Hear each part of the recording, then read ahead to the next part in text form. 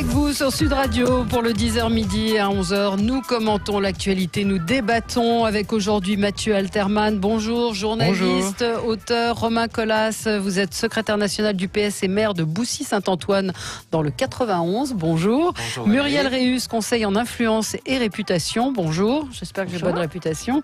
Et Sandra Regol, porte-parole d'Europe Écologie Les Verts. Bonjour, merci d'être avec nous. On va parler écologie, on va s'intéresser au mouvement Extinction Rebellion.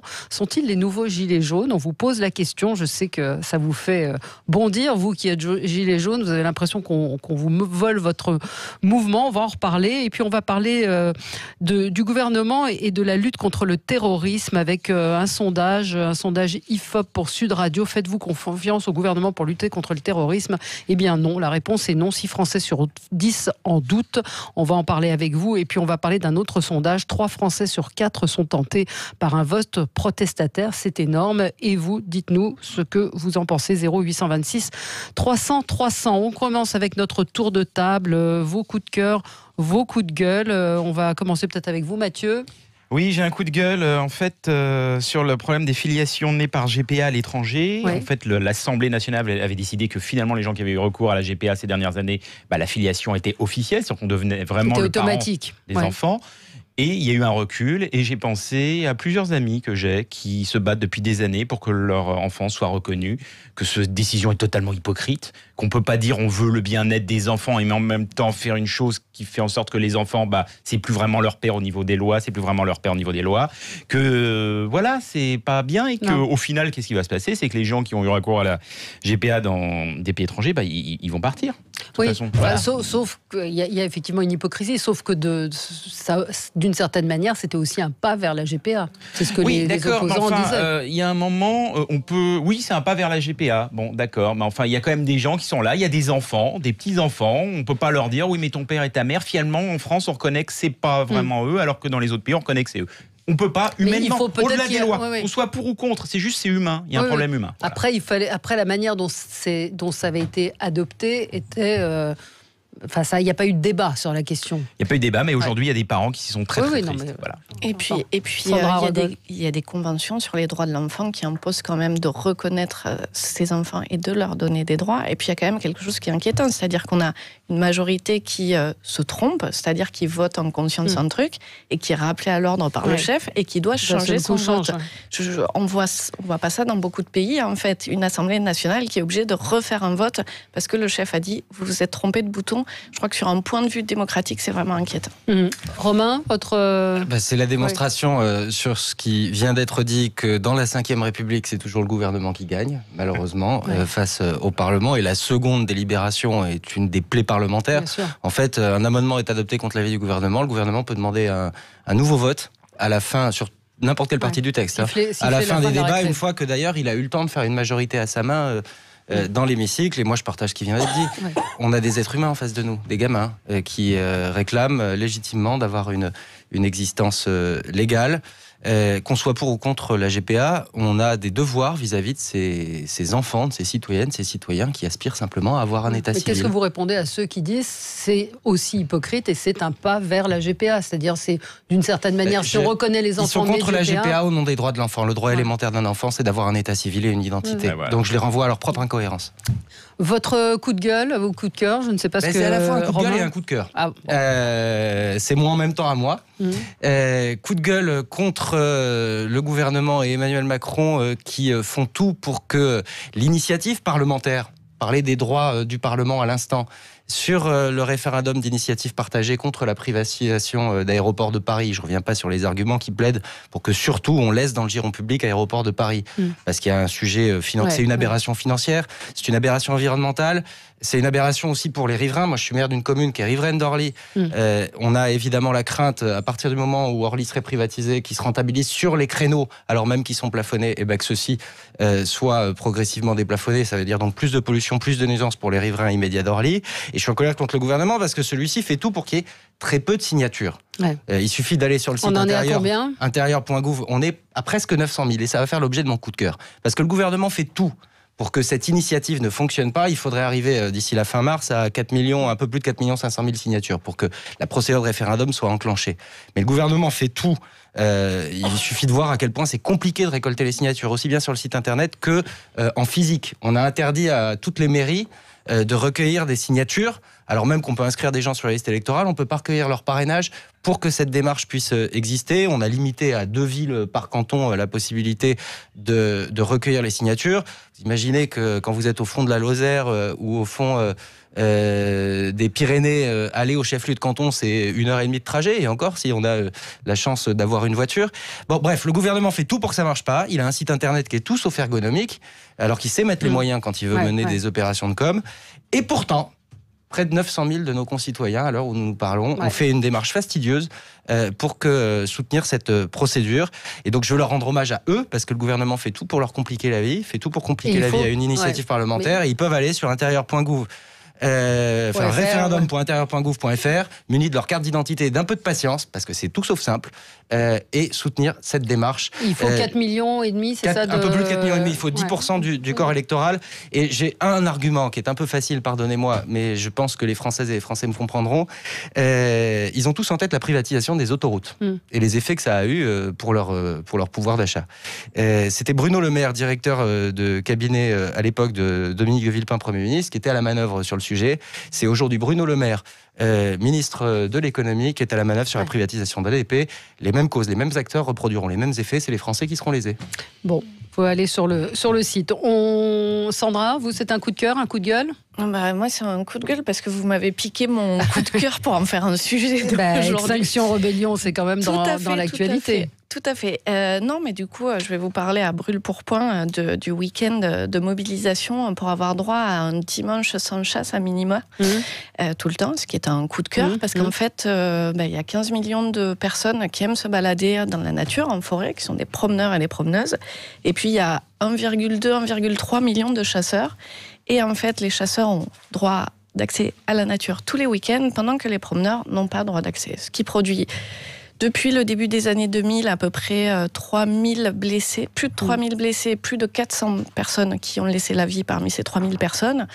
Et il y a comme un souci, en fait, on a droit aujourd'hui d'avoir accès à la nature. Alors quand les personnes se mobilisent autour de ça, on appelle ça des anti-chasses. Moi, j'appelle ça surtout des gens qui œuvrent pour le droit de chacun. Que les chasseurs aient quelques jours à eux, mais que le reste de la société ait quand même des jours à soi. C'est pas tant de demander, d'autant que je vous rappelle qu'il existait le mercredi sans chasse, il y a quelques années. Et que il me semble que c'était je sais plus qui l'avait fait, Monsieur Rebsamen. Je sais plus. Et en tout cas, c'est Roselyne Bachelot qui était revenue en arrière et qui avait retiré ce mercredi sans chasse, ce qui était quand même pas grand-chose. Et là, donc tous les jours, on peut chasser. C'est ça. Oui, on peut chasser tout le week-end, alors que vous, quand vous vous baladez, vous prenez des risques. Et puis un deuxième risque que vous voyez pas, qui est un peu aveugle, mais il reste encore beaucoup de balles au plomb. Le plomb, ce sont des dizaines de milliers de tonnes qui sont dans nos terres, dans nos arbres chaque année. Et les pollutions, vous savez, le saturnisme, tout ça, sont à un tel point que les organisations de santé demandent qu'on ne mange pas plus de 3 fois par an du grand gibier, parce qu'il est trop atteint justement par ce plomb. Et donc l'un dans l'autre, de façon durable ou de façon immédiate, on a quand même un sérieux souci avec la chasse. Si les chasseurs mangent beaucoup de gibier, il y en aura moins au bout d'un moment. Il faut positiver. Vous voulez dire que c'est l'auto-régulation par les chasseurs. Moi, depuis l'enfance, je me rappelle quand j'étais petit, on faisait des balades en forêt et quelquefois on marchait sur des balles. Et je disais, mais comment la chasse ne peut pas être réservée dans des endroits fermés, des enclos et des réserves uniquement ? Enfin, c'est une absurdité. C'est une des demandes principales, mais ce n'est pas le cas. Ça bouge un peu quand même. Oui, on peut faire des réserves, il y a des pays, il y a des réserves, les gens aiment ça, loin, et donc en fait, c'est pas trop un souci. L'autre souci, c'est qu'en fait, les 3/4 des animaux chassés sont en fait des animaux d'élevage. Donc ils viennent vers vous, c'est vachement sympa, mais ça s'appelle pas de la chasse. La chasse, c'est rencontrer la nature et pas rencontrer. Mickaël, vous dites, alors ça c'est très bobo écolo, vous allez pas beaucoup dans les forêts, il n'y a pas beaucoup de citadins sans chasseurs, vous n'auriez personne dans les forêts. C'est ce que vous dit Mickaël. Ouais, alors Mickaël, il fait des généralités, il croit que parce que je fais de la politique, je suis forcément une bobo parisienne. Mais moi, en fait, je suis une fille de paysan. Et donc, j'ai grandi avec des chasseurs autour de mon jardin. Donc, désolé Mickaël, mais les stéréotypes, ça marche pas. Autre réponse, Thierry dit 20 minutes de patience et de ténacité. C'était pour vous remettre sur le site. Alors que je suis nulle crasse en informatique, j'ai réussi à signer. Enfin, 20 minutes. 20 minutes, alors qu'il suffirait d'être... ça pourrait être très simple. On peut s'inscrire aujourd'hui sur les listes électorales par Internet, en transmettant, et c'est quand même important de s'inscrire sur les listes électorales. Et ça se fait en 2 minutes. Le gouvernement veut pas que ce référendum ait lieu. Voilà, il veut empêcher l'expression populaire. Alors, votre coup de gueule, Muriel Réus. Alors, un défaut de communication qui devient... Parlez bien près du micro. Pardon, un défaut de communication qui est devenu un défaut de réputation et donc un défaut de crédibilité. Notre ministre qui, dans ce qui est quand même un désastre de la lutte antiterroriste, un attentat sous le toit propre des services de renseignement à la préfecture de police, un ministre qui parle trop vite, trop fort, qui est dans sa vérité du moment mais sans recul, ça pose question. Il déclare le jour même de cet attentat que Michael Harpon n'a jamais présenté de difficultés comportementales. 2 jours après, le procureur national antiterroriste, et dans un rapport administratif de 4 pages, signale que ses collègues avaient déclaré des signes de radicalisation à l'islam, comme le fait de serrer la main aux femmes et la caution des attentats de Charlie Hebdo. Alors certes, c'est un job très exposé, dans un contexte extrêmement complexe, mais quel respect du temps de l'enquête, quelle prudence dans l'expression. C'est une défaillance de communication qui participe, selon moi, à un manque de confiance dans nos institutions, parce que pire, on pourrait penser qu'on cherche à dissimuler des infos. Donc ma question, c'est pourquoi ne pas avoir attendu le temps de l'enquête et le temps de l'analyse et le temps des rapports des services de renseignement. Oui, parce qu'on l'a beaucoup commenté ici, il y a une demande d'immédiateté de la part des médias et de tout le monde, il y a une pression, mais effectivement à minima il y aurait pu y avoir un peu plus de prudence. Qui sache résister à la pression précisément. Oui, on l'a évoqué hier aussi sur son audition au Sénat où il a dit je ne sais pas, je l'ai lu dans la presse comme vous. Ce matin, alors qu'une question lui était posée, il a répondu « Je crois qu'on doit pouvoir vous communiquer la fiche de poste de l'auteur ». Et il est interrompu par son secrétaire d'État, Laurent Nunez, qui dit « Ah non, elle est forcément classifiée ». Donc il n'était pas au courant. On a le son si vous voulez l'écouter. Je crois qu'on doit pouvoir, on va vérifier, vous communiquer la fiche de poste de l'auteur. On va vérifier. Voilà. Elle est classifiée. Elle est forcément classifiée, tout ce qui touche à l'organisation. Et puis, il y a l'enquête en cours, mais tout ce qui touche à l'organisation des services de renseignement sont classifiés, donc on ne pourra pas vous la communiquer. Alors, c'est un vrai manque de crédibilité quand même, cette méconnaissance de l'organisation des services de renseignement, de ce qui peut être ou pas communiqué à la presse. Pour 71% des Français, la sécurité et la lutte contre le terrorisme est une véritable préoccupation. Donc, ce contexte, on attend de notre ministre de l'Intérieur qu'il soit un peu plus au fait de... Parce que là, c'est quand même... c'est OSS 117 quand même. Hein. C'est ça. Là, on est chez Jean Dujardin quand même. Et on est d'autant plus chez Jean Dujardin que c'est pas la première fois. En fait, sur chaque grande affaire, ce que dit le ministre de l'Intérieur est contredit par le gouvernement ou par ce même ministre de l'Intérieur quelques jours après. On se souvient de l'affaire à Nantes avec la mort de Steve Maia-Caniço, où on a eu ordre et contre-ordre. On se rappelle il y a quelques jours encore de Rouen, où les choses dites sont contredites juste après.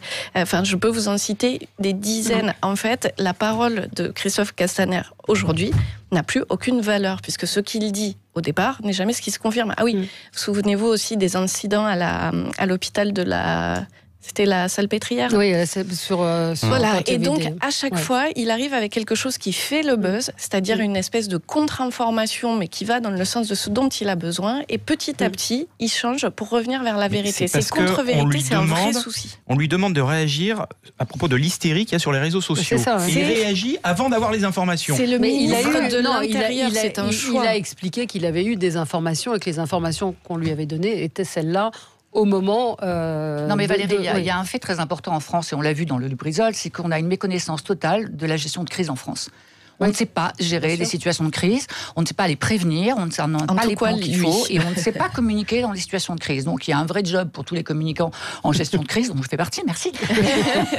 Mais c'est un fait, je veux dire, nos chefs d'entreprise, parce que dans l'affaire du Lubrizol aussi, vraiment, la communication des patrons était catastrophique. Donc il y a un vrai sujet sur comment doit-on se comporter, quelle posture doit-on avoir en situation de crise et de gestion de crise. Allez, on se retrouve dans un instant avec vous. Faites-vous confiance au gouvernement pour lutter contre le terrorisme? On va en parler. Puis on dira quelques mots également du succès du hashtag Signale ton musulman hier sur les réseaux sociaux. À tout de suite. avec vous sur Sud Radio, avec Mathieu Alterman, Romain Colas, Muriel Réus et Sandra Regol. On va parler dans un instant de ce sondage IFOP pour CNews et Sud Radio. Faites-vous confiance au gouvernement pour lutter contre le terrorisme? Moi, je voulais revenir sur le succès du hashtag hier sur les réseaux sociaux de Signale ton musulman. Quelques jours donc après la tuerie, je rappelle qu'il y a quand même eu 4 morts. Ce hashtag Signale un musulman, hier a explosé sur Twitter en particulier. Ça se voulait ironique. Ça raillait les propos de Christophe Castaner et du président de la République qui demandait à ce que des signes de radicalisation religieuse fassent désormais l'objet d'un signalement automatique. Il y a eu beaucoup de tweets, dont un ce matin particulièrement ignoble.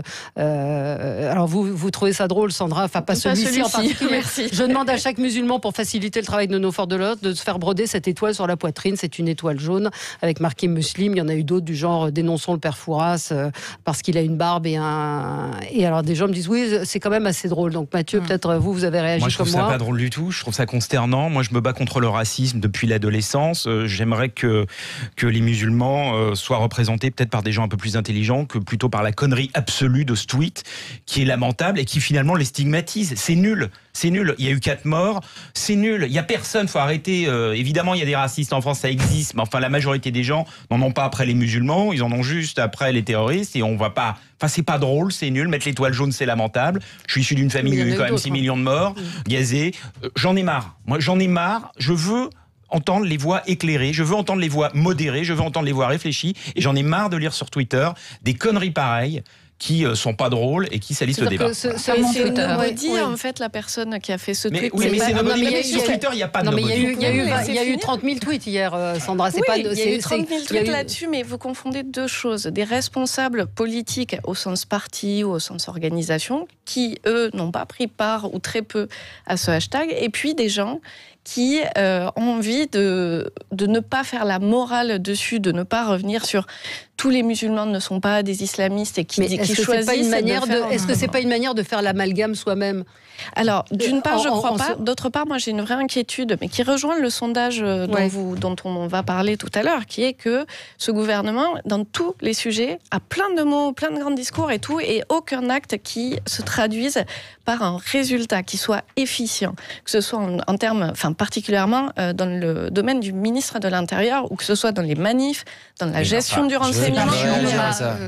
Mais c'est pas le sujet. C'est pas le sujet. Et il y a une vraie inquiétude. C'est pas le sujet. Vous êtes en train de dire c'est fromage ou dessert, ça peut être les deux. On peut très bien avoir une véritable et de l'autre côté considérer que c'est lamentable ce qu'ils font. Et par ailleurs, alors moi je trouve qu'il y a eu des choses très drôles, dire voilà, je fais des maths, est-ce que je dois m'auto-signaler? Je trouve ça assez drôle. Ça permet de prendre un peu de recul par rapport aux propos du Rassemblement national qui, pour le coup, ont fait un amalgame absolument terrible entre tous les musulmans.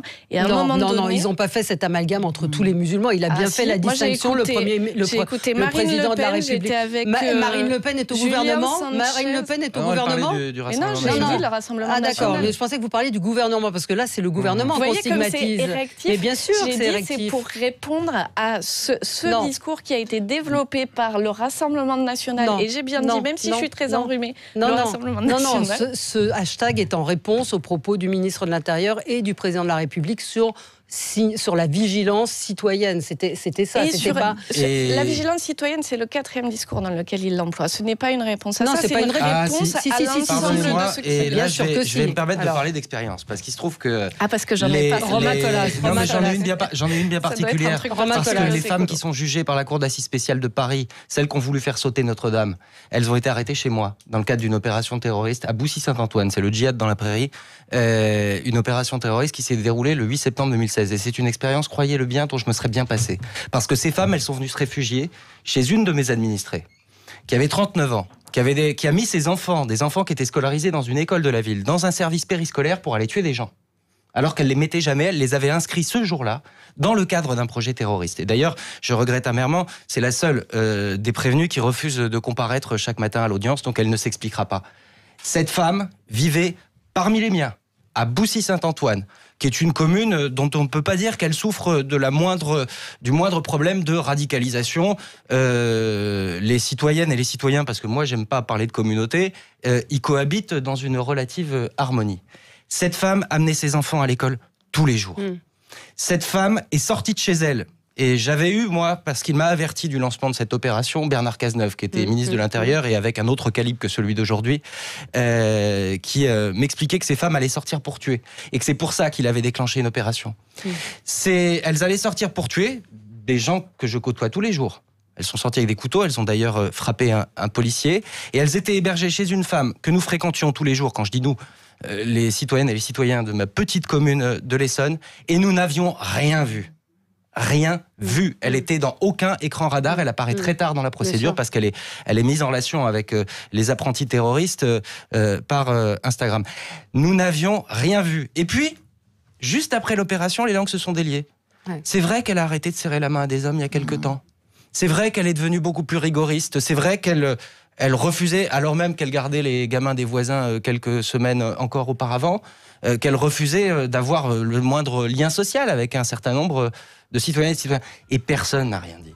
Personne n'a rien dit. Et on a évité un drame, précisément parce que les services de renseignement à l'époque ont fait leur boulot, parce qu'ils étaient en bas et qu'ils les ont interpellés avant qu'elles commettent un massacre. Mais moi, je crois beaucoup, je suis pas un soutien du président de la République, loin s'en faut, mais à cette nécessaire vigilance citoyenne, parce qu'on a évité un bain de sang chez moi, et là, croyez-moi que je vous parle d'expérience, si on avait parlé avant, on aurait peut-être pu l'éviter. On y revient dans un instant, à tout de suite. Avec vous sur Sud Radio, on est ensemble jusqu'à midi, et nous allons parler de votre confiance dans le gouvernement à combattre le terrorisme, mais je ne pensais pas que ce sujet prendrait à ce point-là sur le plateau. Moi, j'ai été choquée par le succès du hashtag Signale ton musulman. Donc, toutes les expressions, toutes les opinions s'expriment sur l'antenne de Sud Radio. On vous a pas entendu, Muriel Réus, sur ce hashtag, donc qui a tourné en dérision l'appel, et je trouve que le témoignage était très fort, Romain Colas, l'appel à la vigilance citoyenne sur des actes qui permettraient de témoigner de radicalisation de certains individus.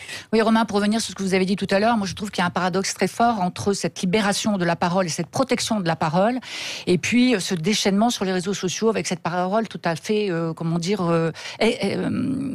démesurée. Quelque part, on pourrait même dire que ça se rapproche, alors les signes de radicalisation, c'est un peu comme aussi la lutte contre les violences faites aux femmes. Personne n'ose parler, on n'ose pas se dire les choses. Donc il y a ce paradoxe entre je dis tout et n'importe quoi sur les réseaux sociaux, et sur les sujets fondamentaux où je dois avoir une responsabilité citoyenne, finalement, je ne m'exprime pas. Donc ce paradoxe-là, il est à noter aujourd'hui. Et puis, moi, ce que j'attends quand même de la communauté musulmane, c'est à un moment donné une prise de responsabilité pour faire un petit peu, dans leur propre rang, un espèce de, on va dire entre guillemets, un ménage de toutes ces paroles de radicalisation dans les mosquées. On n'entend pas beaucoup, c'est vrai, la communauté musulmane prendre la parole et dénoncer des actes qui pourraient être des actes excessifs de la part de ces... Mais parce qu'il n'y a pas de communauté musulmane. Déjà, il n'y a pas de communauté organisée. Et ça ne pourra fonctionner... Ça ne pourra fonctionner que dans le cas d'un mimétisme de ce qui est arrivé avec l'Église, à savoir Vatican II, faire Coran II. Parce que vous ne pouvez pas condamner une radicalisation dans la mesure où c'est quelqu'un qui veut respecter ce qui est écrit. Il faut réformer ce qui est écrit. Comme voilà, il y a eu Vatican II. Non, il faut réformer l'interprétation de ce qui est écrit. L'interprétation de ce qui est écrit, exactement. En fait, c'est pas écrit la Bible avec Vatican II. Non, mais on a réformé l'interprétation de ce qui a été écrit. Les structures qui existent, comme le Conseil du culte musulman, etc., condamnent ce type d'actes. C'est pas ce qui est écrit dans les textes religieux. D'ailleurs, tous les textes religieux, quels qu'ils soient, sont des textes d'aller tuer quelqu'un qui ne partage pas la même religion. En fait, il y a surtout écrit que normalement, la rencontre avec les autres religions est ce qui doit nourrir la réflexion des musulmans. Mais il y a tout dans les textes, comme dans la Bible, vous avez des horreurs aussi. C'est exactement là où je voulais y arriver. C'est-à-dire que les religions sont des outils pour vivre ensemble, et ce sont des outils philosophiques, d'immanence, de travail. Vous êtes d'accord que c'est un peu dévoyé? Mais vous pouvez dévoyer toutes les religions parce que ce sont des textes anciens. Il y a quand même une petite exception. C'est que le Coran, et c'est normal, ça a été écrit pendant une période de guerre. Donc forcément... L'Ancien Testament, il n'est pas piqué d'Anton non plus.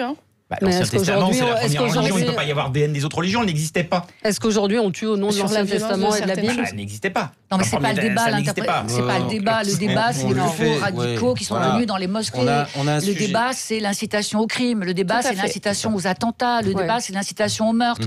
Donc, se reposer sur les textes, à mon avis, c'est injustifié. Ça ne se mérite même pas qu'on en parle. Mais il y a quelques années, il faut absolument s'opposer à ce qui se passe aujourd'hui. Vous savez, c'est la même chose que les catholiques veulent veulent dénoncer les mariages entre couples de même sexe. Mais c'est autre chose. C'est pas la même chose. Les Égyptiens. C'est pas la même chose. Ils tuent personne. Même les fondamentalistes catholiques aujourd'hui en France. Mais on a. J'ai jamais dit ça. Vous par êtes ailleurs, il faut le dire parce que moi je le constate au quotidien. Je le dis à Bouchy-Saint-Antoine, je vis avec des citoyennes, des citoyens. Il y a des juifs, il y a des catholiques, il y a des musulmans, il y a des gens comme moi qui croient en pas grand-chose, si ce n'est en l'être humain. Et moi, je vois à chaque fois, et c'était encore le cas après cet attentat odieux de la préfecture de police, des musulmans. Mais qui réagissent d'abord comme citoyens avant d'être musulmans, qui évidemment condamnent. Donc ce que je veux dire, c'est que on dit, Mathieu nous disait à l'instant, j'aimerais que la communauté réagisse. La vérité, c'est qu'elle n'est pas organisée. J'ai jamais dit ça. Non, mais qu'elle s'exprime. Non, c'est Muriel qui dit ça. Ah, pardon. Autant pour moi. Il n'y a pas de clergé. En revanche, il y a des citoyennes et des citoyens qui sont d'ailleurs des citoyennes, des citoyens avant d'être des musulmans, qui ont exactement les mêmes réactions que celles que nous pouvons partager autour de cette table. Peut-on continuer à avoir une communauté musulmane non organisée? Peut-on continuer ça fait partie des sujets, tolérer ce qui s'organise sur notre territoire? Mais le problème, c'est que ce qu'il y a dans les textes, il y a 15 ans, des théologiens égyptiens ont fait une analyse du Coran remarquable en expliquant les contextes de quand ça avait été... Bon, ils ont été condamnés à mort parce que vous n'avez pas le droit d'interpréter, c'est tout le problème. C'est le contrat. L'Ancien Testament, vous n'avez pas le droit de l'apprendre par cœur. C'est interdit. Vous êtes obligé d'analyser, d'interpréter. Les experts dans le judaïsme sont des gens qui font des interprétations permanentes. Le Coran, c'est le contraire. Vous n'avez pas le droit d'interpréter, vous devez respecter à la lettre. Donc tant qu'on ne réformera pas par obligation l'interprétation de ce qui est écrit, on s'en sortira pas.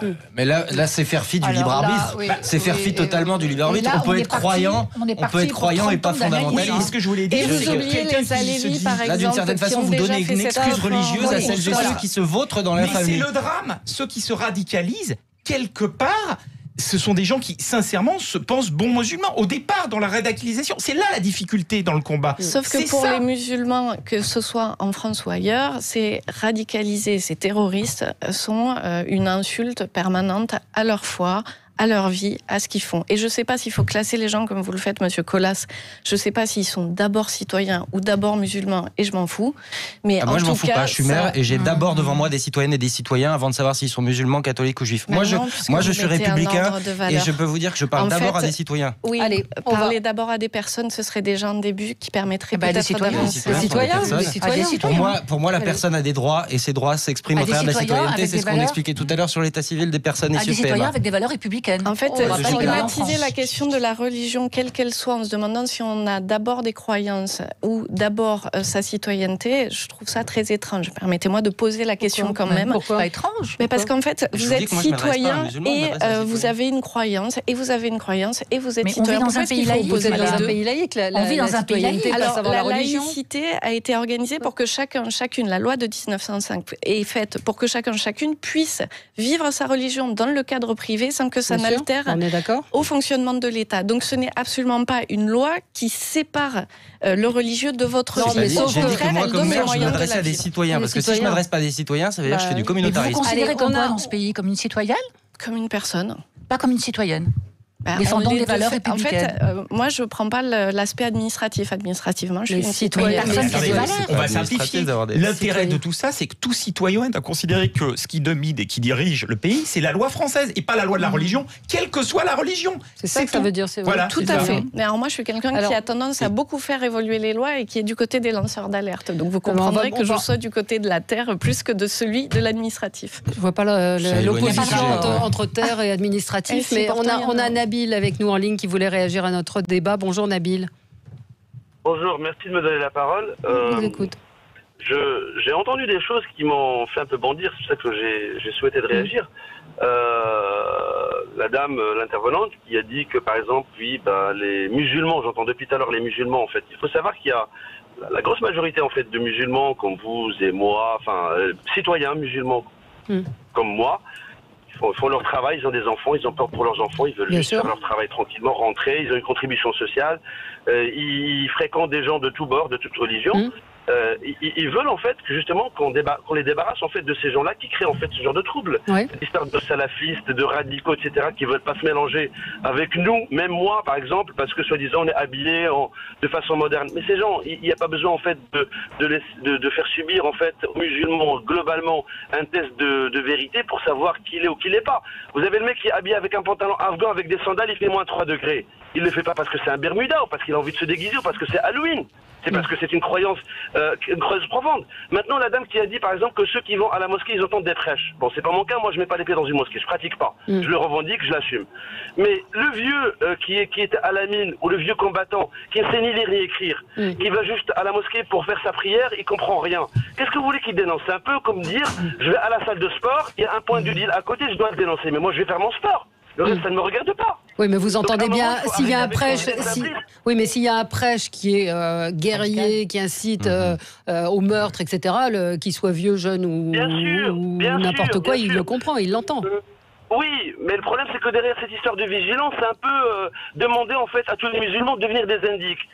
Écoutez, c'est le travail de l'État, c'est tout. Oui, mais c'est. Bon, merci Nabil de nous avoir appelé. Je pense que c'était pas exactement le sens de ce qui a été dit, mais c'est comme ça en tout cas que ça a été interprété. C'est évidemment comme ça que ça a été interprété. C'est pas ce qu'a dit le président, mais les propos de Castaner sont un peu plus flous sur la question. Allez, je voudrais qu'on parle donc de ce sondage pour Fiducial, IFOP Fiducial pour CNews et Sud Radio, donc qui a été fait après l'attentat à la préfecture de police. On vous a posé la question, alors déjà les Français estiment que 89% des Français pensent que la menace terroriste est élevée en France, et pour faire face et lutter contre le terrorisme, seulement 39% des Français font confiance à Emmanuel Macron et son gouvernement. Ils étaient 58% en 2017, et quand on regarde la courbe, c'est une courbe qui ne fait que descendre, et au contraire la confiance ne s'érode pas envers les services de police et de gendarmerie. 77% des Français font confiance à la police et aux gendarmes et aux services de renseignement pour lutter contre le terrorisme, mais en tout cas le gouvernement, il y a une vraie défiance. On a Rio qui attend depuis un moment, qui voulait réagir. Rio, bonjour. Oui, bonjour. Je vous laisse débattre tranquillement. Oui, vous avez appelé assez vite. On ne pensait pas passer autant de temps sur ce sujet, mais allez-y. Allez-y. Pas grave, j'écoute.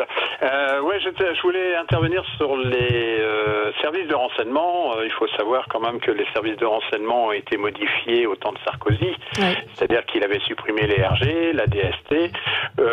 On avait aussi, qui servaient de renseignement, tous les policiers qui tournaient dans les quartiers, qui eux remontaient les infos au RG, les RG pouvaient les basculer aussi à la ST à un moment donné. Donc tout ça, ça a été supprimé au temps de Sarkozy.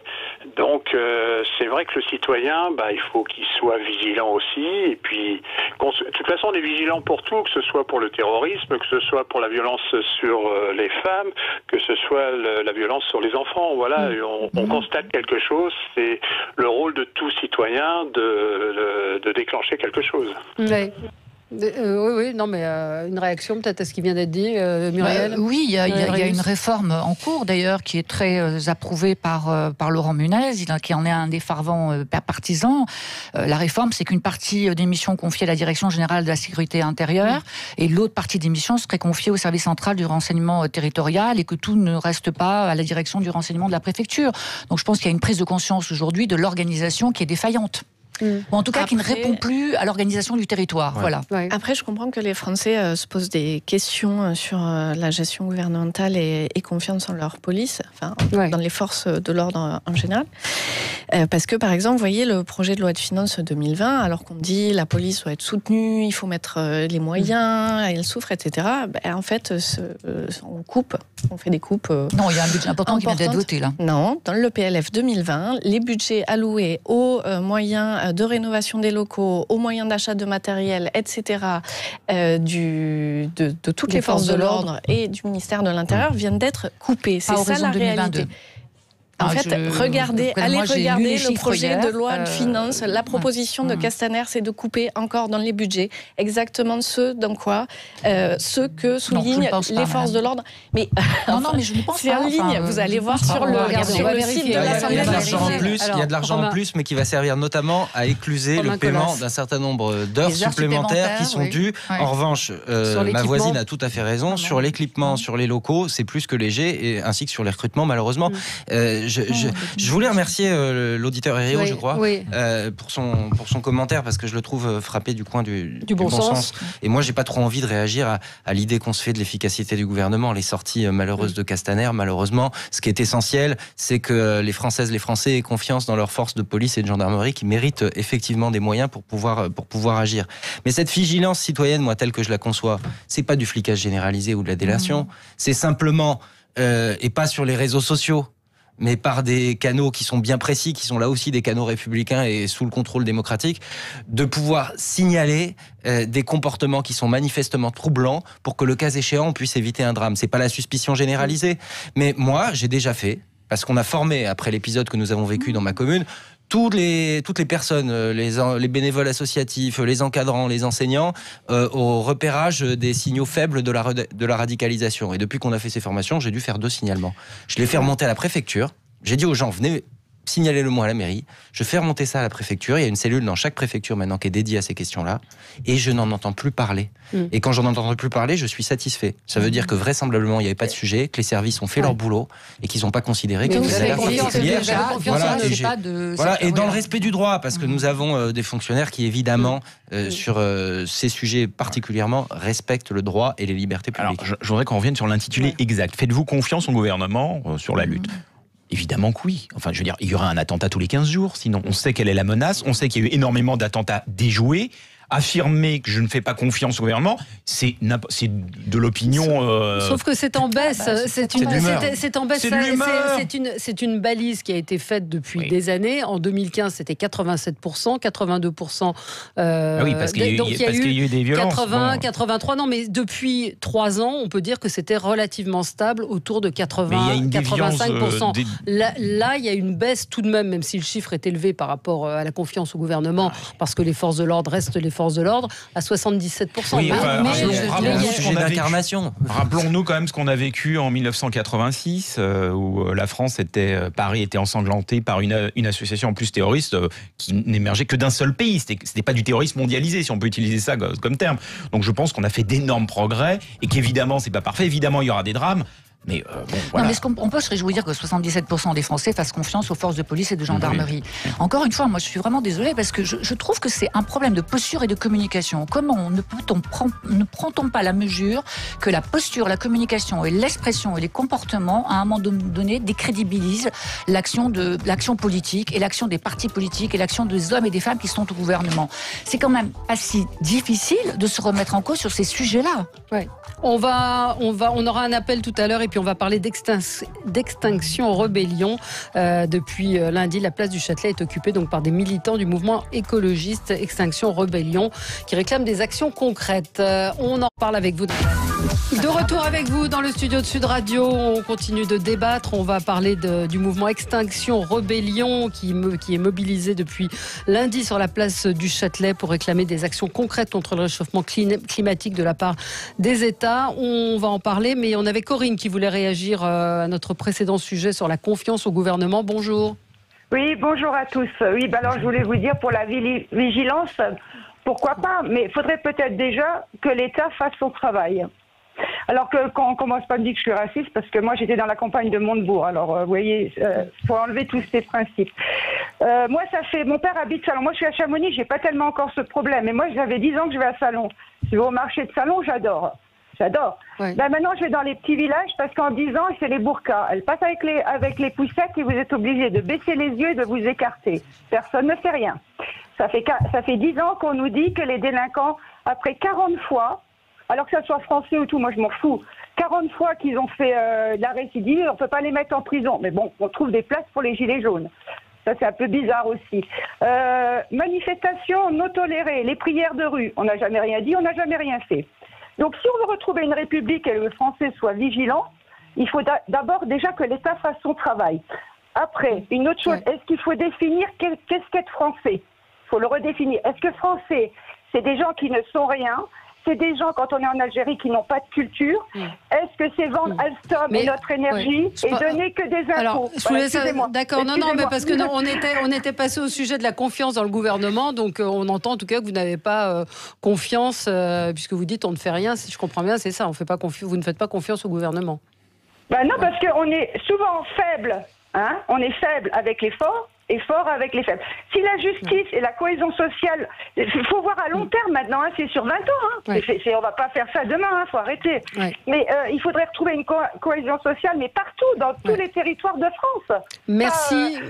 Merci beaucoup de votre témoignage. Merci à vous. Je crois qu'il nous reste peu de temps pour parler. Si je peux réagir à ce qu'elle disait, en fait, pour résumer, c'est ce que dit Elisabeth Badinter depuis 25 ans, à savoir il ne faut pas sacrifier la laïcité sur l'autel de l'antiracisme. Voilà, plus proprement, je le dis. Extinction, rébellion, les nouveaux gilets jaunes, on vous pose la question. Je sais que ça va en faire réagir certains, puisque justement les gilets jaunes se sont désolidarisés de ce mouvement et posent des questions sur un 2 poids 2 mesures, c'est-à-dire qu'on les laisse occuper la place du Châtelet, ce week-end Italie 2, et qu'il n'y a pas la même réaction déjà, ce mouvement. Donc vous vouliez en faire votre coup de cœur. Sandra, expliquez-nous pourquoi. Oui, alors c'est pratique d'essayer de séparer gilets jaunes et gilets verts, j'ai envie de dire entre guillemets, c'est-à-dire les gens autour d'Extinction Rébellion. Ce sont eux-mêmes qui se désolidarisent.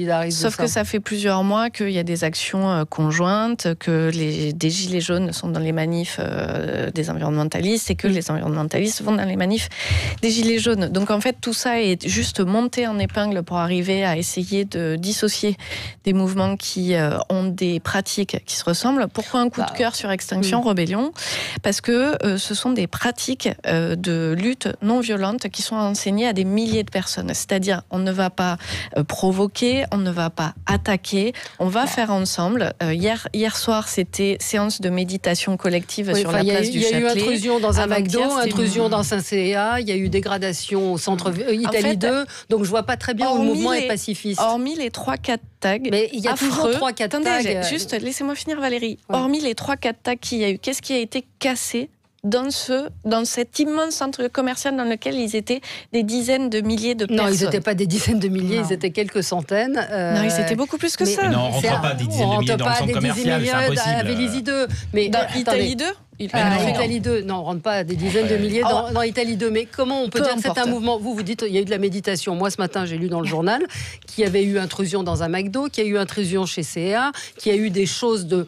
Alors, pas violentes forcément, mais qui n'étaient pas des choses fondamentalement pacifistes. Et quand Anne Hidalgo dit qu'elle soutient le mouvement parce que c'est un mouvement pacifiste, on peut poser la question. Non, dès lors qu'il reste pacifiste. En fait, les propos d'Anne Hidalgo, c'est pas... dès lors qu'il reste pacifiste. Les seuls moments dès lors que la loi est respectée. Je crois que c'est ça les mots d'Anne Hidalgo. Les seuls moments qu'on peut utiliser pour dire que ce n'est pas un mouvement pacifiste, ce sont ces événements, c'est-à-dire ces tags. Les gilets jaunes répondent la même chose. Nous, on est pacifistes. Il n'y a rien d'autre qui s'est passé, et en fait il y a eu plein de mobilisations Extinction Rébellion à travers le monde en même temps. Celle qui en France a été sans débordement.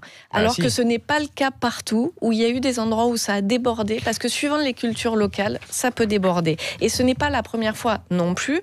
Vous vous souvenez du pont de Sully, où ces jeunes étaient accrochés, assis par terre les uns entre les autres, et qu'on les passait au gaz au poivre à bout portant. En fait, c'est un mouvement non violent. Non, c'est un mouvement non violent. C'est un mouvement qui prône... Définissez-moi la violence. Non, mais c'est un mouvement Définissez-moi ce que c'est la violence. Qui prône très concrètement la désobéissance civile. Et donc c'est non violent. Qui organise des sages. La désobéissance civile, pour moi, c'est déjà, les prémices. C'est pour ça que je vous demande de définir la violence. Voilà, c'est un mouvement qui prône la désobéissance civile. C'est un mouvement qui organise des stages de désobéissance civile. C'est un mouvement où il n'y a pas de leader, où on s'appelle que par des prénoms. Donc c'est une forme de camouflage. Pourquoi ne pas affirmer Pourquoi ne pas affirmer clairement qu'on est pour l'écologie, qu'on est contre toutes les dérives écologiques ? Moi, je suis pour l'écologie. Je pense qu'on peut faire de l'écologie. Moi, je pense qu'on peut faire de l'écologie de façon structurée, organisée. Tous les mouvements de ce type excessifs et qui ont raison pourtant la forme. Il y a des problèmes. Dans la désobéissance civile, c'est excessif. Tous ces mouvements dans l'histoire ont échoué. Tous, sans exception. Tous. Il faut tout ce qui est excessif. Notre-Dame-des-Landes, c'était pas de la désobéissance ? Ils ont gagné. Non, ils ont perdu. Ils ont occupé pendant des mois. Ça a mobilisé des forces de l'ordre. Ça a coûté une fortune à l'État. Est-ce que le fait de s'allonger sur des voies ferrées fait avancer un mouvement ? Laissez-la terminer, on n'entend rien. L'aéroport, s'il n'y avait pas eu ce mouvement, la décision de ne pas le construire aurait été antérieure, beaucoup plus tôt. Ça, bien sûr que si. Ah bah, tous les spécialistes l'accordent aujourd'hui. Mais pour avoir suivi le dossier au cœur, puisqu'on a quand même beaucoup d'élus, de gens qui étaient dedans, je peux vous assurer, vous affirmer qu'il n'y avait aucune volonté d'arrêter la construction de cet aéroport. Si vous pensez que c'est les zadistes qui ont stoppé, vous êtes bien naïve. Juste, je regardais, mais je vais aller lire les papiers sur ce mouvement. Les gens disent, les commerçants, que psychologiquement ça a été extrêmement violent. Donc vous dites qu'il n'y a pas de. Tout à fait d'accord. Bon, il y a de la violence. Quand vous dites qu'il y a de la violence, qu'il y a eu un escalator brisé, des rideaux métalliques vandalisés et des équipements anti-incendie dégradés. Donc on ne peut pas dire que c'était pacifique et que c'était de la méditation uniquement. Oui, non, mais il peut y avoir des débordements et je les condamne. Et ce n'est pas la question. Le mouvement lui-même n'est pas qu'ils assumaient aller bloquer des hôpitaux et que s'il y avait des morts, c'était pas très grave. C'est une organisation qui est très proche de ça. Ça, ce sont les Anglais qui ont dit ça. C'est une organisation qui est très proche de l'organisation des Black Blocs. C'est un peu la même chose. Alors, je ne dis pas que dans les actes ça va si loin, mais c'est la même organisation. Ça ne repose absolument sur rien, parce que les Black Blocs ont comme ligne de directive et politique que la violence est un outil pour changer la société. Je parle du mode d'organisation. Oui, mais justement, je vous explique. Essayez de m'écouter. Je vous explique. Les Black Blocs ont pour objectif la violence. Extinction Rebellion a pour moyen de mobilisation la non-violence. On va suivre la désobéissance civile. Convergence des haines. Merci à tous les quatre et merci à vous, auditeurs de Sud Radio. Dans un instant, c'est André Berkoff qui sera avec vous au micro de Sud Radio. Très bonne journée, à demain.